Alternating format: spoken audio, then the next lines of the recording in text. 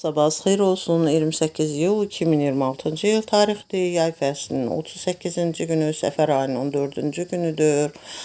Və iyul ayının sonuncu həftəsi, sonuncu ikinci çərşənbə axşamı günüdür. Günümüz xeyirli uğurlu keçsin, işlərimiz avand olsun. 28 iyul günündə kimlər işləri arxasınca gedir, iş yerlərində, ofislərində işləri ilə məşğuldurlar, evdə ev işləri ilə, evdarlıqları ilə məşğuldurlar.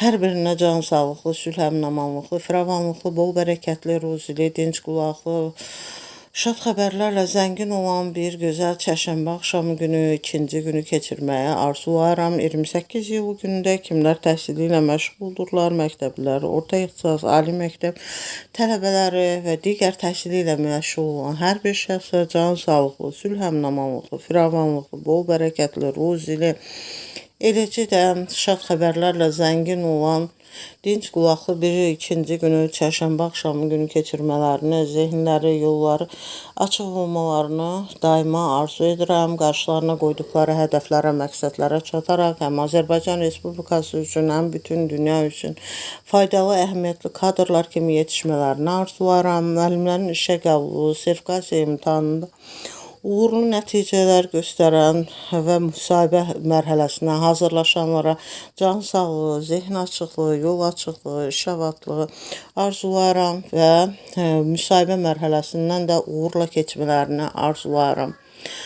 Müəllimlərin işə qəbulu, sertifikasiya imtahanında uğur qazanmayanlara isə can sağlığı, ruhdan düşməməyi, böyük ruh yüksəkliyi ilə, əzmlə, inamla çalışaraq, hazırlaşaraq, yenidən imtahanlara qoşularaq uğurlar əldə etmələrini arzulayıram. 28 iyul günündə kimlərin rəhmətə gedənlər var, Allahdan rəhmət diləyirəm, qalanlara can sağlığı, səbir diləyirəm. 28 iyul günündə kimlər xatırlanır, yad edilir, anılır, hər birinin ruhu şad olsun və hər birini xoşanmağı, yad etməyə, xatırlamağı hər birimizə arzulayıram. Bununla yanaşı 28 iyul günündə kimlərin xəstələri var, can sağlığı, şəfa diləyirəm. Bütün qazilərimizə can sağlığı, şəfa diləyirəm. Bütün şəhid ailələrini, qazi ailələrini, əskər ailələrini, Azərbaycan ordusunu salamlayıram.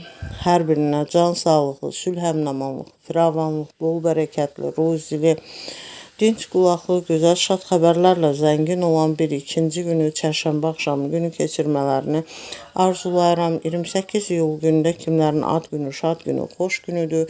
Hər birini bu münasibətlə təbrik edirəm. 28 iyul günündə ötən ildə də qeyd etmişdim və ötən günlərdə də qeyd etmişdim. Hər günün özünün tarixi günləri vardı. 28 iyulda da tarixi günlər vardı. 28 iyulda baş verən tarixi hadisələri isə bunlardan ibarətdir. 28 iyul 1741-ci ildə Vitus Beringin gəmisi Alyaskaya çatdığı gündür. 28 iyul José de San Martin Perunun İspaniyadan müstəqilliyini elan etdiyi gündür. 28 iyul 1896-cı ildə isə deməli Floridada Miami şəhərinin əsası qoyulduğu gündür. 28 iyul 1914-cü ildə iyul böhranının kulminasiya nöqtəsi kimi Avstriya, Macarıstan, Serbiyaya müharibə elan etməklə 1-ci Dünya müharibəsinin başlanmasına səbəb olduğu gündür.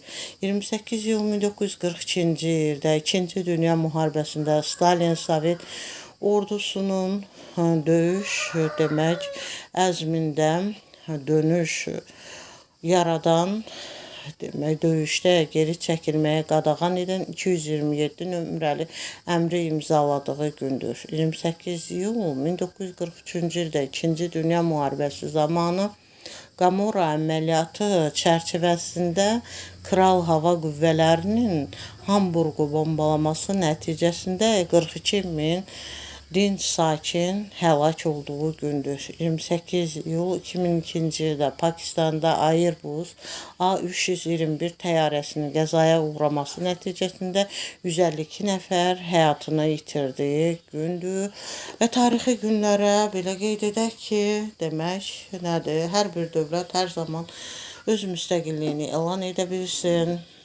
Heç zaman müharibə olmasın.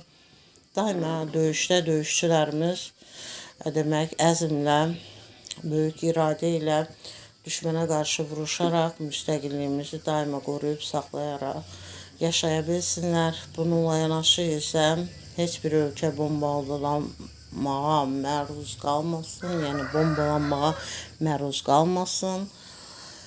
Və heç bir təyyarə də heç zaman qəzaya uğramasın, yaxşı şəkildə hava yolundan, deməli, səmada gözəl hərəkət edə bilir və sakinləri öz yerlərinə çatdıra bilsinlər və beləliklə də fikirlərimi yekunlaşdırır. Dinlədiyiniz üçün təşəkkür edirəm.